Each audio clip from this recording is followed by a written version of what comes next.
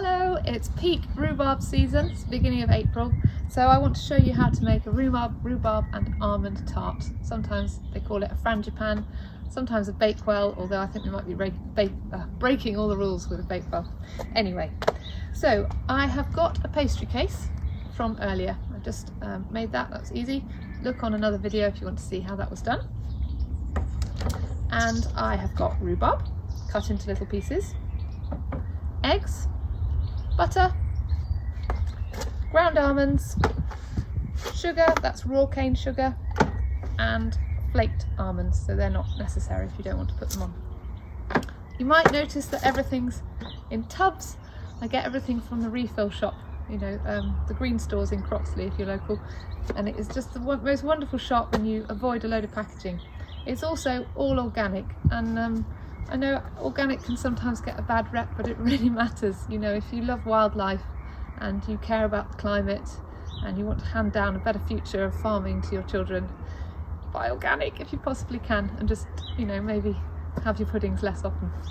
Right, now to make a bakewell, your first ingredient that you're going to stick in is butter. And I tend to work in ratios rather than fixed amounts. So I'm just going to pop in this bit of butter that I happen to have, and that weighs 120 grams. Okay, so I'm just going to break it up a little bit, and then for a proper frangipan you can do a ratio of 1 to 1, or 1 to all of them I suppose, butter, eggs, sugar and almonds. I find that sometimes the butter sort of falls out of the recipe a bit, it falls out of the tart and you can end with it up with it on the floor. So I tend to do a little bit less butter and then do the same ratio of all the other bits. So for 120 grams of butter, I'm going to do 150 grams of sugar. So I'll stick that in now.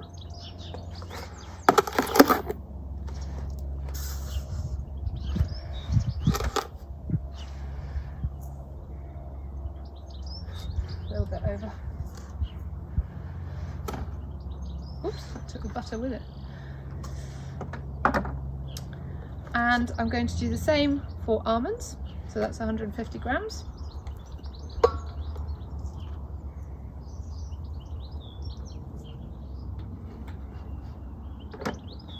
And I'm going to pop in my eggs. All goes in one, it's really good.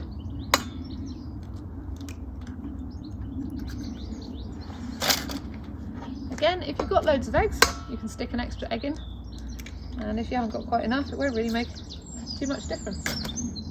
Lovely flexible recipe.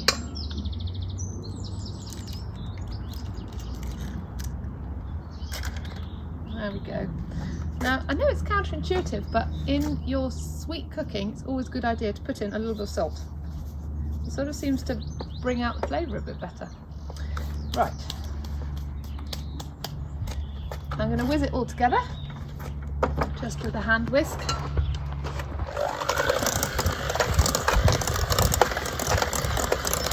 And you're just whizzing until you make a paste.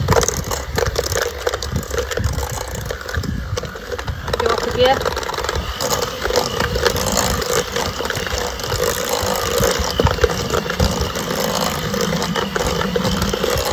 Oh, lovely.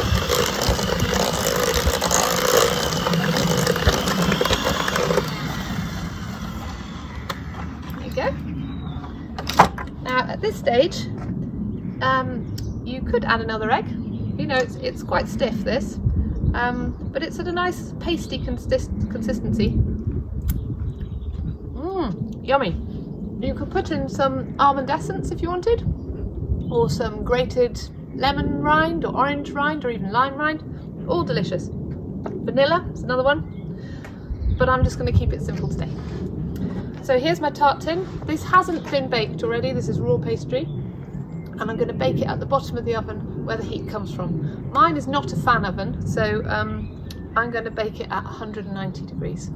If you've got a fan oven, probably more like 180.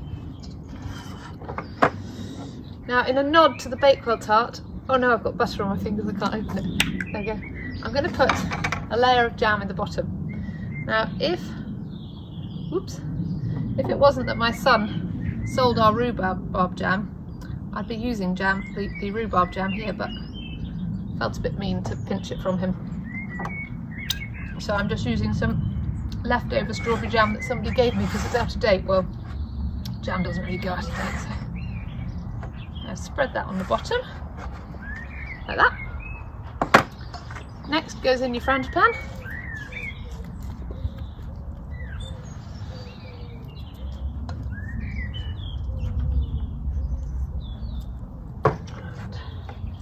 Oh, yummy, look at that. Spread it over the top. I like it quite deep and thick. I'd rather have a small, thick slice than a big, shallow one. It's sort of a bit more gooey. That's that. Then take your rhubarb, sprinkle it on the top. And you could do this with any fruit. I think the sharper fruits are better. So rhubarb, black currants, red currants, are all really good. But you can do it with apples, pears, apricots, that's a nice one. So they're like that. And then last of all, some flaked almonds. And again, please buy the organic. I don't know if you know I'm a beekeeper, but almonds and any orchard fruit, anything that flowers, so any fruit really, if it's grown in the organic system, there's no pesticides, it's not going to harm the bees that are feeding on those flowers. But in the conventional, and I hate the term, but conventional system, they're sprayed so heavily that thousands upon thousands of bees die just pollinating those fruits. Anyway, I'll get off my hobby horse. Right, that is ready to go in the oven. See you when it's out. Here it is, absolutely delicious, crispy pastry, squidgy inside, yum.